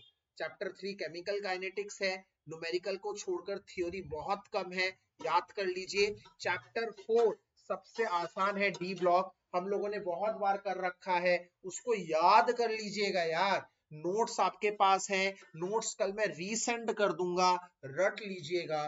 कल का दिन 12 बजे के बाद सिर्फ चैप्टर 3 और 4 के नाम है। कल रात को सोने से पहले हर एक बच्चा चैप्टर 1, 2, 3, 4 और 10th चैप्टर बायोमोलिक्यूल अच्छी तरह से कर ले। मंडे को मैं जब ऑनलाइन क्लास लूंगा, मैं केमिकल काइनेटिक चैप्टर 3 के न्यूमेरिकल्स की क्लास लूंगा, वो मेरे पास छोड़ दीजिएगा। इसके बाद आगे बढ़ते हैं, और आगे बढ़ते हैं यहाँ पर फिर से एक बहुत इंपॉर्टेंट 2026 का आ गया कि चारों कॉलिगेटिव प्रॉपर्टी में सबसे अच्छी कॉलिगेटिव प्रॉपर्टी हम किसे मानते हैं। चारों कॉलिगेटिव प्रॉपर्टी में से सबसे अच्छी कॉलिगेटिव प्रॉपर्टी ऑस्मोटिक प्रेशर को मानते हैं। सवाल आता है क्यों? तो देखिए 3 पॉइंट है। सबसे पहला पॉइंट है कि इसका जो प्रेशर मैनेजमेंट है, फार्मूला क्या है इसका, pi is equals to CRT। बच्चों सी मतलब होती है कॉन्सेंट्रेशन, और कॉन्सेंट्रेशन का मतलब होता है मोलैरिटी, कैपिटल M। अब आप कहेंगे सर पहले 3 जो फार्मूले थे वो तो स्मॉल m पे थे, स्मॉल m बेटर होती है क्योंकि वो टेम्परेचर डिपेंड नहीं करती। यस, बिल्कुल सही, मतलब ये टेम्परेचर डिपेंड करती है हाँ, पर फिर भी अच्छी मानी जाती है। क्यों? क्योंकि यहाँ पर जो टेम्परेचर होता है वो हमेशा गिवन होता है, रूम टेम्परेचर। इसका मतलब एक बात बताइए, कैपिटल M क्यों बेकार मानी जाती थी? क्योंकि हमें अलग अलग टेम्परेचर पे अलग अलग वैल्यूज होती है, टेम्परेचर डिपेंड करता है। बट इन्होंने रूम टेम्परेचर फिक्स कर दिया ऑस्मोटिक प्रेशर में ज्यादातर, तो इससे हमारी सुविधा हो जाती है क्योंकि हमें पता लग जाता है मोलैरिटी किस टेम्परेचर पे है। तो पहला पॉइंट यही है कि प्रेशर का मैनेजमेंट रूम टेम्परेचर पे होता है, और इंस्टेड ऑफ मोलैलिटी यूज करते हैं, इसलिए वो बेटर बन जाता है क्योंकि रूम टेम्परेचर गिवन होता है, गिवन है रूम टेम्परेचर। दूसरा, अदर कॉलिगेटिव प्रॉपर्टीज के मुकाबले इसकी मैग्नीट्यूड वेरी डाइल्यूट सॉल्यूशन के लिए, बहुत हल्की सॉल्यूशन के लिए भी बहुत ज्यादा होती है। और तीसरा, ये बहुत बड़े बड़े बायोमोलिक्यूल, बहुत बड़े बड़े पॉलीमर्स के लिए भी एप्लीकेबल होता है, परंतु बाकी कॉलिगेटिव प्रॉपर्टी बायोमोलिक्यूल्स, पॉलीमर जिनके मास बहुत ज्यादा होते हैं उसके लिए एप्लीकेबल नहीं होते। बहुत लाजवाब, मैंने मिटा दिया सॉरी गलती से, 2026 का लाजवाब क्वेश्चन। कौन सा कॉलिगेटिव प्रॉपर्टी बेस्ट है और क्यों? 4 ऑप्शन में एमसीक्यू में भी पूछा जा सकता है। इसके अलावा नीचे वही आइसोटोनिक, हाइपरटोनिक, हाइपोटोनिक है, ये तो बहुत इंपॉर्टेंट है, इसलिए इंजेक्शन लगाना सेफ होता है। हम जो भी इंजेक्शन लगाते हैं ना बेटा हमारे शरीर में, सारा इंजेक्शन 0.9% NaCl का ही होता है। क्यों? क्योंकि अगर इससे ज्यादा या इससे कम की कॉन्सेंट्रेशन में लग गया तो वो हमारे शरीर में हाइपरटोनिक या हाइपोटोनिक कर देगा। हमें हमारे शरीर में हमेशा आइसोटोनिक बरकरार रखना होता है, इसीलिए जितने भी इंजेक्शन इंट्रावीनसली लगते हैं उन सभी की कंडीशन है कि वो 0.9% NaCl के साथ हो। रिवर्स ऑस्मोसिस का डायग्राम ये मैं पहले ही समझा चुका हूँ। हमारे घरों में आजकल डिसैलिनेशन ऑफ वाटर, मतलब नमक को रिमूव करने के लिए, गंदगी को रिमूव करने के लिए बहुत ज्यादा होता है। इसमें एक बहुत इंपॉर्टेंट है, इसमें एक यूज करने वाला SPM का नाम बताइए, तो मैंने बता दिया है, वो सेल्यूलोज एसीटेट है। ये बहुत ज्यादा वाइडली यूज होता है। इसके अलावा वापस आ जाइए, अब कुछ न्यूमेरिकल्स के जोर पर, न्यूमेरिकल्स, ये वाले न्यूमेरिकल मैं आप लोगों को कहूंगा थोड़े आसान हैं, आप लोग आराम से कर सकते हैं इन न्यूमेरिकल्स को। मैं इन न्यूमेरिकल्स में थोड़ा सा आप लोगों को स्किप करूंगा, आप लोगों को खुद करने दूंगा और आ जाऊंगा एक अहम टॉपिक पर जिसका नाम है वैन टॉप फैक्टर। अब ये एक ऐसी चीज है जो बहुत ज्यादा इंपॉर्टेंट बन जाती है। कैसे इसको करेंगे, आइए इसको समझते हैं थोड़ा सा। Van't Hoff factor, van't Hoff factor मतलब होता है आई, और आई से शो किया जाता है। इसके 3 फार्मूले हैं basically, observed colligative property upon में कैलकुलेटेड कॉलिगेटिव प्रॉपर्टी, एक है डिसोसिएशन एसोसिएशन वाला, और एक है नॉर्मल अपॉन में एबनॉर्मल वाला। बट एक बात बताऊं, इन सबसे ज्यादा इतना इंपॉर्टेंट है नहीं, इसमें न्यूमेरिकली इंपॉर्टेंट है। कैसे? हमने चारों न्यूमेरिकल में आप देख पा रहे हैं, हमने आई आई आई से मल्टीप्लाई कर दिया, हमने आई आई से राइट हैंड साइड में मल्टीप्लाई कर दिया। एक इंपॉर्टेंट चीज ध्यान रखनी है आपको, ये स्लाइड बहुत इंपॉर्टेंट है। अल्फा का फार्मूला डिसोसिएशन में अलग है, डिसोसिएशन में अलग है, एसोसिएशन में अलग है। डिसोसिएशन में आई की वैल्यू 1 से बड़ी होती है, एसोसिएशन में आई की वैल्यू 1 से छोटी होती है। इसके अलावा अगर आई की वैल्यू 1 के ही बराबर है तो वो सॉल्यूशन नॉर्मली बिहेव कर रहा है, वो NVS है। कभी भी सॉल्यूशन में NVS लिखा आ जाए तो इसका मतलब वो वेंट ऑफ फैक्टर का सवाल है ही नहीं, उसमें आई की वैल्यू 1 होगी।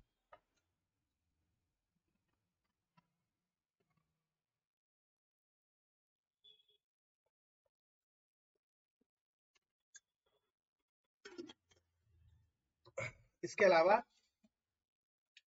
अगर यहां पर इसी फार्मूले में मैंने कह दिया कंप्लीट डिसोसिएशन, बच्चों कंप्लीट डिसोसिएशन का मतलब होता है अल्फा हमारा 100% हो गया। 100% का मतलब है अल्फा की वैल्यू 1 हो। अगर अल्फा की वैल्यू 1 होगी तो वो i माइनस 1 अपॉन में n माइनस 1 हो जाएगा, ये n माइनस 1 उधर चला जाएगा, तो n minus 1 is equals to i minus 1, minus 1 से माइनस 1 कैंसिल, और फार्मूला बन गया i is equals to n। इसका मतलब कल को अगर क्वेश्चन आ गया एक सॉल्यूशन NaCl है और वो 100% अज्यूम कर लो डिसोसिएशन, तो उसका I की वैल्यू 2 हो जाएगी, क्योंकि I की वैल्यू n होती है, और यहां पर n कितना होगा, Na और Cl का 1 और 1 2। अगर मैं कहता हूं एक सॉल्यूशन MgCl2 है, कंप्लीट डिसोसिएशन दिखा रही है, तो I की वैल्यू 3 होगी। अगर मैं कहता हूं एक सॉल्यूशन CaSO4 है, उसकी आई की वैल्यू कंप्लीट डिसोसिएशन पर 2 होगी। याद रखना CaSO4 पूरा 1 माना जाता है। आपको मेरी बात समझ में आ रही होगी। अगर मैं कहूं इसका क्या होगा मेरे बच्चों, तो आप हर बच्चा आप में से जानता है ये पूरा डब्बा हमेशा 1 होता है, डब्बा नहीं टूटता सर, डब्बा 1 होता है, तो ये 1 बनेगा ये, और 4 के ये होंगे, तो आई इस केस में क्या होगा, 5 होगा। इसी तरह से बच्चों एसोसिएशन में ये वाला फार्मूला भी आप देखेंगे, एसोसिएशन वाला, अगर अल्फा 100% है मतलब 1 है, तो 1 माइनस आई अपॉन में 1 माइनस 1 अपॉन एन, उधर जाके 1/1 माइनस एन बराबर 1 माइनस आई बन जाता है, 1 से माइनस से कट जाता है, आई की वैल्यू 1/n के बराबर हो जाती है। ये आप लोग समझ जाइए, यहाँ पर भी एसोसिएशन।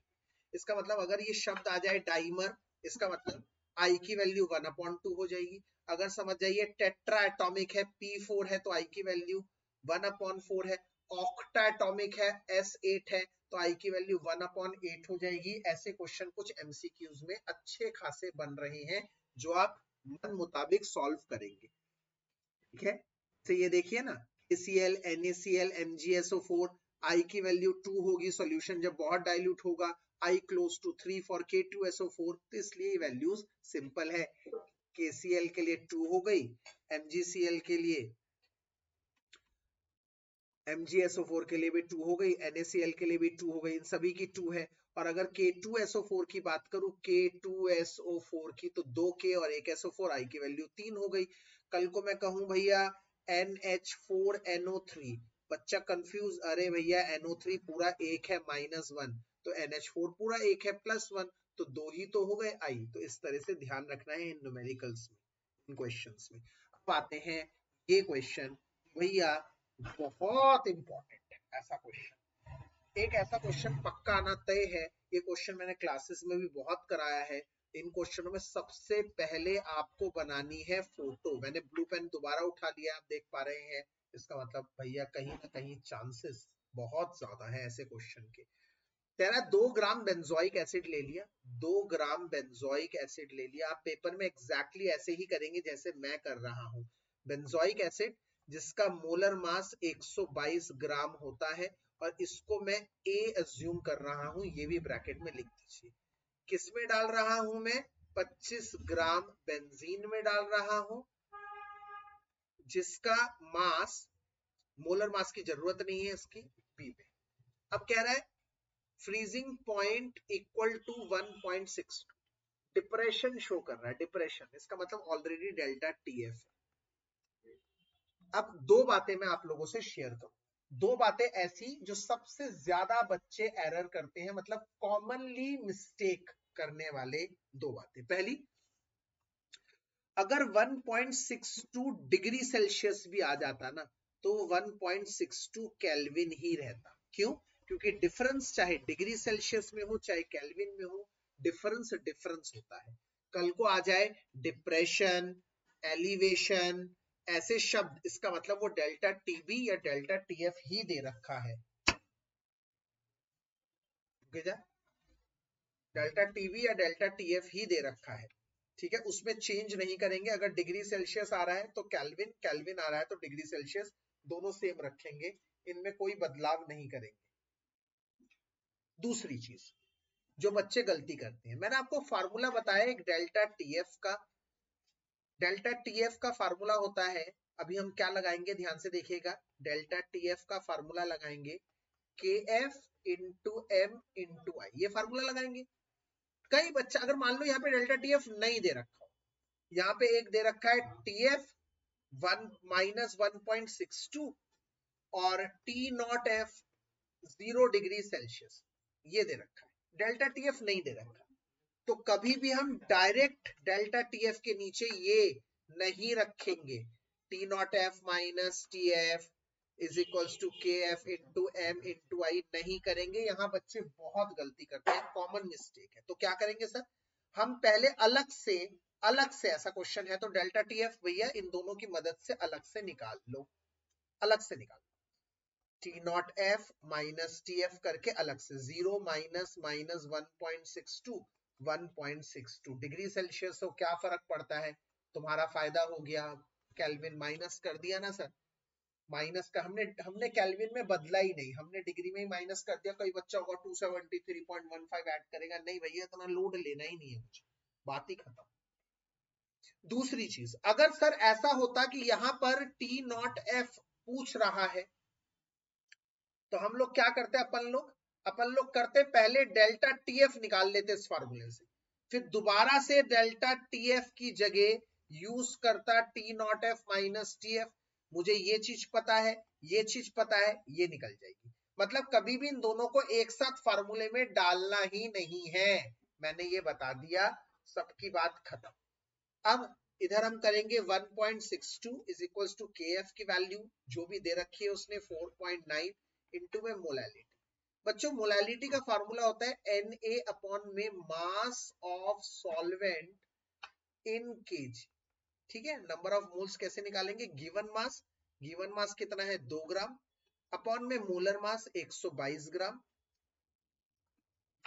अपॉन में मास ऑफ सॉल्वेंट कितना है 25 ग्राम अपॉन में 25 और ग्राम को 1000 से डिवाइड कर दिया ताकि वो किलोग्राम में आ जाए। इनटू में आई, यहां से आई सॉल्व करोगे 0.508 आ जाएगा। क्वेश्चन में पढ़ते हैं क्या पूछ रहा है। क्वेश्चन में पूछ रहा है what is the percentage dissociation. भैया परसेंटेज वाला सवाल आ गया, इसका मतलब they are calculating alpha. Alpha का फार्मूला है आई माइनस वन, नन्ना वन माइनस आई क्योंकि ये छोटा है, one minus one upon n, और यहाँ पे डाइमर शब्द आ गया। आप समझ गए कि हम लिखेंगे alpha is equals to 1 minus 0.508 जो हम ऊपर से निकाल चुके हैं। 1 माइनस डाइमर की जगह हो जाता है 1/2। यहाँ से अल्फा की वैल्यू आ जाएगी 0.998, जिसको परसेंटेज में बदलूंगा तो 99.8% आ जाएगा। क्या मेरी बात समझ में आ गई? उसके बाद ये क्वेश्चन है, ये क्वेश्चन भी वैसा ही है, आप लोग खुद इसको जरूर कोशिश करिएगा। क्वेश्चन भी वही क्वेश्चन है, इन क्वेश्चनों को जो मैं खाली छोड़ रहा हूं इन सभी को कोशिश करना आपकी जिम्मेवारी। मैंने कहा था दो तरह के न्यूमेरिकल में मुझे बहुत ज्यादा इंपॉर्टेंट है, बहुत दाव लग रहा है। एक तो वो सारे सेट ऑफ न्यूमेरिकल जो मैंने एक करवा दिया, उसके बाद वो सारे न्यूमेरिकल जो मैंने खाली छोड़ दिए हैं वो आप खुद करेंगे, वो वैसे ही होंगे सिंपल। एक ये दूसरे तरह के न्यूमेरिकल है, ये एमसीक्यूज वेंट ऑफ फैक्टर के। और मैं एक बड़े बड़े 2026 में इतनी इंपॉर्टेंट बात लिखवा रहा हूं जो आज के पूरे लेक्चर की सबसे इंपॉर्टेंट बात है। ये मैंने शायद डाल भी दिया था नोट। ओहो हो, ये नोट नहीं है भैया, ये 500 का नोट है। आप मेरी बात समझो, ये इतना इंपॉर्टेंट है, ये इतना इंपॉर्टेंट है। ये डबल स्टार है, ये तो 5 स्टार है। समझ रहे हैं मेरी बात? क्या कि I is directly proportional to boiling point. Van't Hoff factor boiling point के डायरेक्टली प्रोपोर्शनल और इनवर्सली प्रोपोर्शनल है फ्रीजिंग पॉइंट के। ये आज का नोट ऑफ द डे है, सबसे महंगा नोट। क्या भैया, जिसका वेंट ऑफ फैक्टर ज्यादा उसका बॉइलिंग पॉइंट ज्यादा, जिसका वेंट ऑफ फैक्टर ज्यादा उसका फ्रीजिंग पॉइंट कम। वाह, मक्खन की तरह निकल गई बात चीरते हुए। ऐसा क्वेश्चन आ गया, ये अलग क्या क्वेश्चन है, द वेंट ऑफ फैक्टर। चलो पहले उसी का टॉपिक का ही कराता हूँ ना, अभी जो मैंने पूछा। देखो क्वेश्चन जैसा पाया वैसा मिल गया हम लोगों को क्वेश्चन ऑन द स्पॉट। कह रहा है which of the following aqueous solution of highest boiling point। Sir highest boiling point है। अच्छा, पहला क्या है NaOH है, इसका I कितना है 2।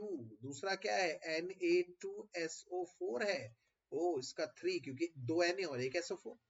फिर NH4NO3, ओहो पीछे ही करवा दिया, NH4 1 और NO3 1। KNO3 है, ओहो K1 NO3 2। इसके साथ में और 3-4 डाल देता हूँ। 1 मोल ग्लूकोज, 1 मोल सुक्रोज। अरे भैया ग्लूकोज सुक्रोज ये फलना ढिमका ये सब NVS है। जिसका भी फार्मूला बड़ा सा होता है ना, जिसका भी ये 1 होता है ना, वो इनका भी फार्मूला नहीं होता, उनका I1 होता है, ये याद रख लेना, ठीक है। तो इन सब का I होगा 1। तो इन सब में अंधों में काना राजा कौन है, Na2SO4। तो इसका भैया सबसे ज्यादा हो गया क्या, बॉइलिंग पॉइंट। अगर फ्रीजिंग पॉइंट में कहता तो फ्रीजिंग पॉइंट सबसे ज्यादा होता ग्लूकोज और सुक्रोज का, क्योंकि इसका आई है सबसे कम। देख रहे हैं आप, ऐसा क्वेश्चन आ गया ना। फिर which of the following salt will have the same value of Van't Hoff factor। इसका Van't Hoff factor पूछ रहा है, 5 है इसका Van't Hoff factor, 4K और एक डब्बा। Al2SO4 का होल थ्राइस 2, तो Al और SO4 3 है, टोटल 5। तो भैया आ गया, इसका और इसका दोनों का सेम है, बात ही खत्म। इसमें कह रहा है किसका मिनिमम फ्रीजिंग पॉइंट है। देखो कितना बेहतरीन क्वेश्चन है, मजा आ गया भाई, मजा आ गया, ठीक है ना।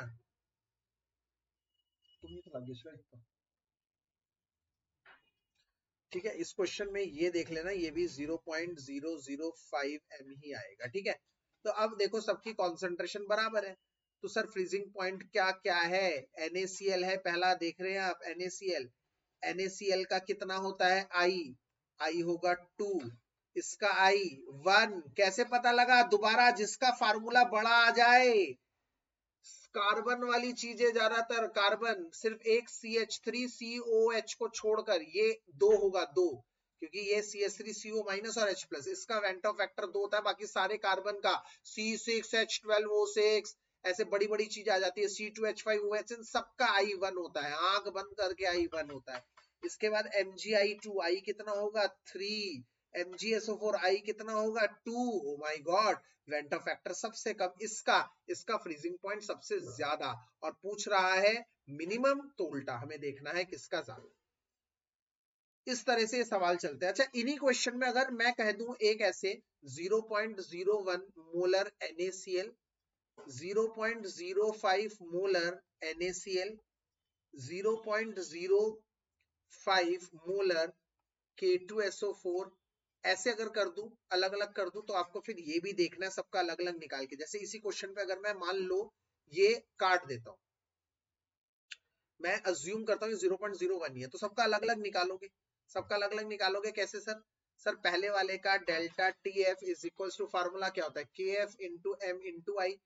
तो पहले वाले का KF कितना होगा? KF तो KF ही है, सबका सेम होगा। मोलारिटी पहले वाले की 0.01 इंटू में NaCl, तो ये आ जाएगा 0.02 पहले वाले का। दूसरे वाले का क्या है? KF इंटू में कॉन्सेंट्रेशन कितनी है? 0.005 इंटू में उसकी एन वेक्ट क्या है? 1, तो 0.005 हो गया। तीसरे का KF इंटू कॉन्सेंट्रेशन 0.005 और उसका वेंट ऑफ फैक्टर हो गया 3, तो ये हो गया 0.015, 15। चौथे का हो गया KF इंटू में 0.005 इंटू MgSO4 2 हो गया 0.010। ये आ गए हमारे पास सारी वैल्यू। तो मिनिमम फ्रीजिंग पॉइंट का मतलब पूछ रहा है इसका सबसे ज्यादा डेल्टा TF सबसे ज्यादा किसका होगा? जिसका डेल्टा TF ज्यादा होगा उसका मिनिमम होगा फ्रीजिंग पॉइंट। तो डेल्टा TF ज्यादा तो freezing point minimum, inverse relation है यहाँ पर। और डेल्टा TB ज्यादा तो फ्रीजिंग पॉइंट भी ज्यादा, ये आपको समझना है। तो यहाँ सबसे कम किसका है? ओ माय गॉड, सबसे कम ये है, तो फ्रीजिंग पॉइंट इसका सबसे ज्यादा होगा। और सबसे ज्यादा कौन है? सबसे ज्यादा कौन है मेरे बच्चों? सबसे ज्यादा है ये, नहीं सॉरी, सबसे ज्यादा है ये, तो इसका होगा सबसे कम फ्रीजिंग। हाँ जी बेटा बताइए।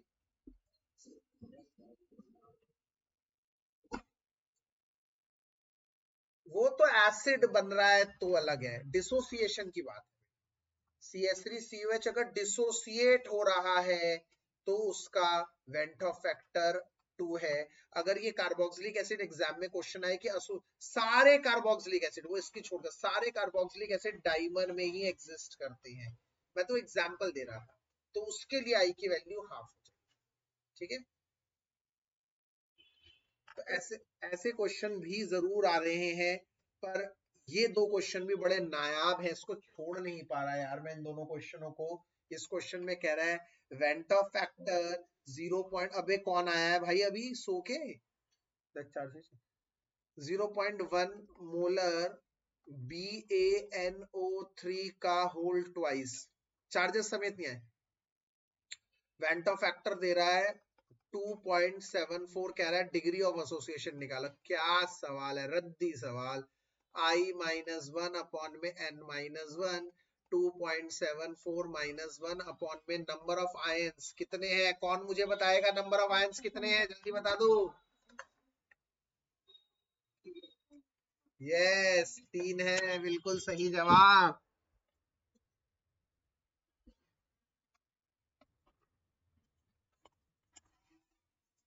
बिल्कुल सही जवाब 3 है।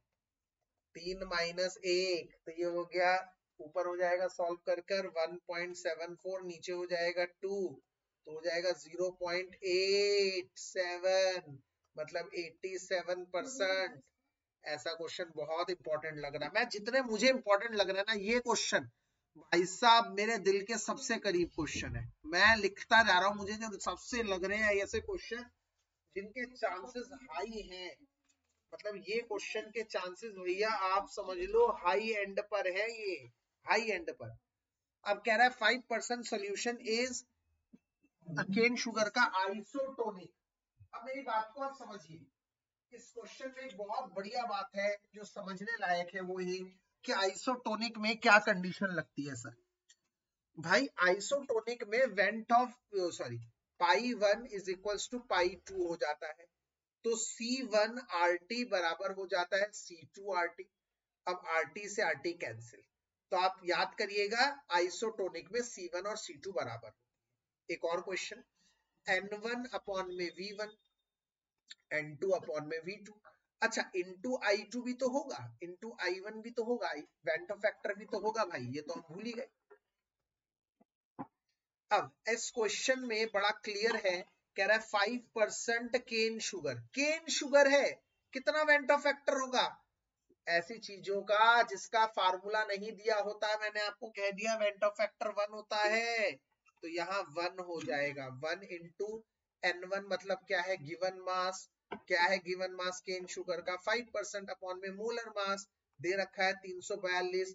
ऐसे क्वेश्चन परसेंटेज वाले क्वेश्चन में वॉल्यूम से वॉल्यूम भी कट जाएगा, क्यों, क्योंकि वॉल्यूम परसेंट में मैक्सिमम 100 ही तो होगा, तो यहाँ पे ये भी कट जाएगा और यहाँ पे रह जाएगा, ज्यादातर ऐसे ही होता है, equal to N2 given mass कितना है इसका 1%, 1 अपॉन में 100, 1% मतलब 1, और अपॉन में मोलर मास निकाल रहा है, गिवन मास अपॉन में मोलर मास, सॉरी मैंने 100 लिख दिया था, गिवन मास 1 है और मोलर मास है x, मोलर मास है x, इनटू में इसका वेंट ऑफ फैक्टर भी 1 हो जाएगा क्योंकि उसका भी फार्मूला नहीं दे रखा उसने, अगर इधर कोई फार्मूला दे देता कि CaCl2 तो उसका वेंट ऑफ फैक्टर हम अलग से लिख लेते। तो इस तरह से हम x को सॉल्व कर लेंगे, x को सॉल्व कर लेंगे, जो भी आंसर आएगा उसको 100 से करके। तो ये बहुत अच्छा सवाल है। x क्या आ गया 342 अपॉन में 5, 5 सत्ते 5 6 30, 4 2 68.4 आ गया, सीधे आंसर देखने की भी जरूरत नहीं पड़ रही है। तो भाई ऐसे क्वेश्चन देख रहे हो आप कितने ज्यादा इंपॉर्टेंट है, BaCl2 NaCl और सुक्रोज, इन तीनों को अरेंज करना है, इक्विमोलर है, इक्विमोलर मतलब बराबर है, तो सारा मामला फैल जाता है वेंट ऑफ फैक्टर के ऊपर, वेंट ऑफ फैक्टर 2 3 BaCl2 का, इसका 2 और इसका 1। तो ऐसे क्वेश्चन बहुत इंपॉर्टेंट है, प्लीज इनको बहुत अच्छी तरह से करिए। एक क्वेश्चन मैं चाहता हूं, ये क्वेश्चन, हाँ हाँ हाँ क्या क्वेश्चन है, ध्यान से देखिए, जरा पढ़िए एक बार तो।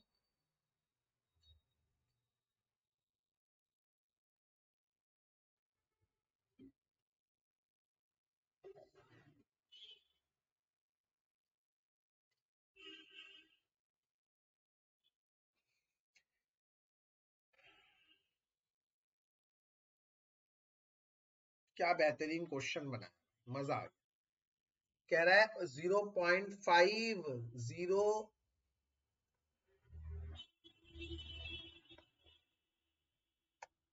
अरे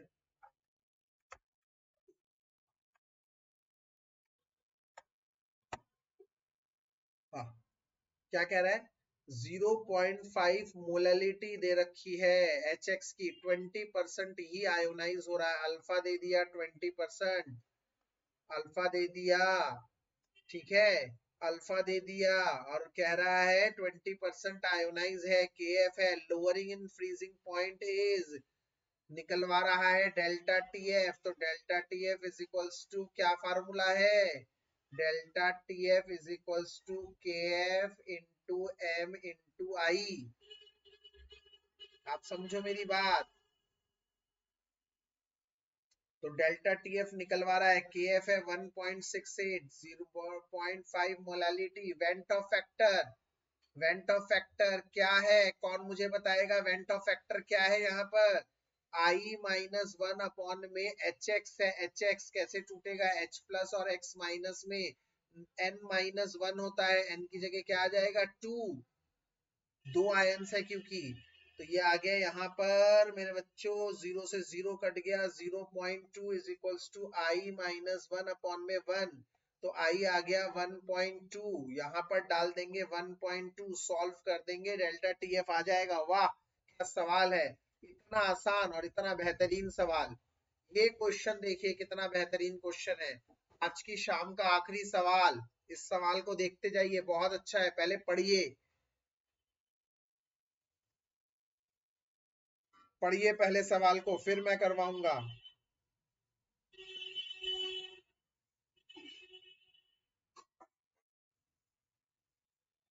फ्रीजिंग पॉइंट डिप्रेशन कांस्टेंट केसी दे रखा है, केसी दे रखा है, कोई टेंशन नहीं है।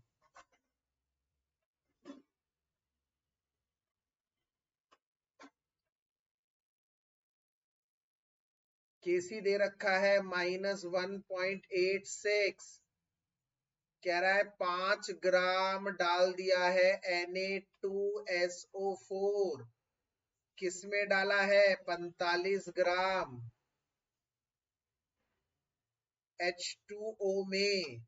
द फ्रीजिंग पॉइंट चेंज, मतलब डेल्टा टीएफ दे रखा है -3.82 डिग्री सेल्सियस, तुम ले लोगे केल्विन, एक ही बात है। Calculate van't Hoff factor, i निकालना है, delta TF is equals to K F into M into आई।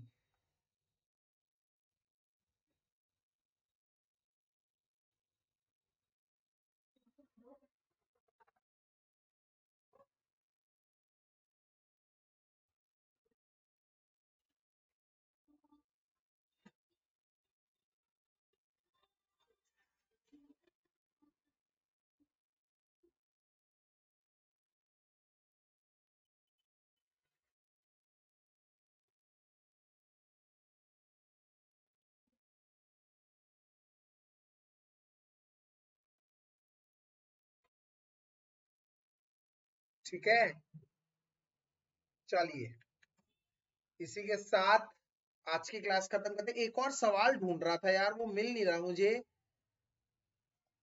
हमारे मॉड्यूल का एक क्वेश्चन है बहुत अच्छा, वो नहीं देख पा रहा मैं अभी। तो कल मैं उसी सवाल से शुरुआत कराऊंगा।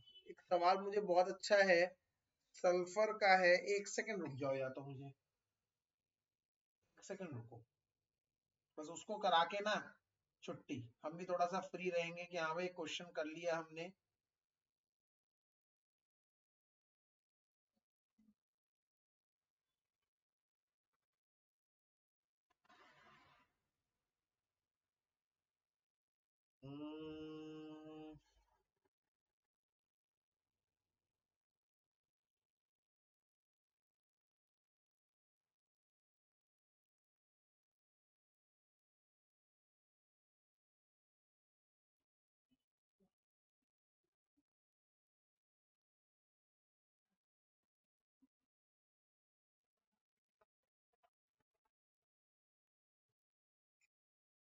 एक क्वेश्चन होता है कुछ ऐसा भी, क्वेश्चन एग्जैक्टली पता नहीं बुकलेट में है, वो क्वेश्चन भी बहुत इंपॉर्टेंट है। कि कह रहा होगा कि जैसे सपोज करो कुछ सल्फर के मॉलिक्यूल कुछ में डाल देगा, और वो कहेगा सल्फर का फार्मूला निकालो, तो सल्फर का फार्मूला एक्स लेट कर लेंगे, तो सल्फर कितना डालेंगे जो भी है पानी के अंदर उसका एक्स, तो एक सल्फर का अगर मॉलिक्यूल का मास सपोजिटली 32 है, तो 32x लेके चलोगे, तो जहां जहां मोलर मास होगा वहां वहां 32x लेके चलोगे, और x निकलेगा आखिर में 8। तो इससे पता लगता है सल्फर का फॉर्मूला S8 है। ठीक है, बुकलेट में ऐसा सवाल है, देख लीजिएगा, वो भी बहुत अच्छे चांसेस है उस तरह के क्वेश्चन को आने के भी। चलिए बहरहाल इस सब बातों के साथ ही आज हमने एक बड़ा काम किया, हमने करा सॉल्यूशन चैप्टर। ये हमेशा से ही एक